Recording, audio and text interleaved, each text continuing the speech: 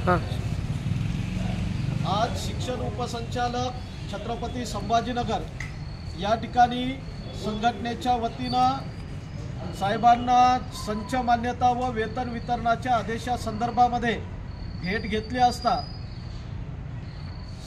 उपसंचालक यांच्याकडून अशा प्रकारची माहिती देण्यात आली की उद्या दिनांक 11 तारखेला उपसंचालक शिक्षण उपसंचालक छत्रपती संभाजीनगर यांच्या मार्फत छत्रपती संभाजीनगर, त्याच्यानंतर जालना, त्याचबरोबर हिंगोली या 3 जिल्ह्याच्या संच मान्यता पूर्ण झालेल्या असून बीड आणि परभणी यांच्या संच मान्यताही उद्यापर्यंत जवळपास फायनलाइज होतील।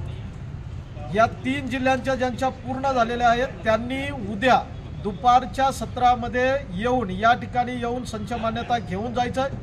जशी ही संच मान्यता आपल्याला मिळाली त्याच्यानंतर तातडीनं आपल्याला शिक्षण संचालक यांच्याकडे जाऊन वेतन वितरणाचे आदेश आणायचे आहेत। त्याच्यामुळे उद्याच्या उद्या जास्तीत जास्त संख्येनं संच मान्यता कलेक्ट करा आणि ही संच मान्यता घेऊन येत्या गुरुवारी म्हणजे परवाच्या दिवशी सर्वांनी मोठ्या संख्येनं पुणे या ठिकाणी उपस्थित राहायचं आहे।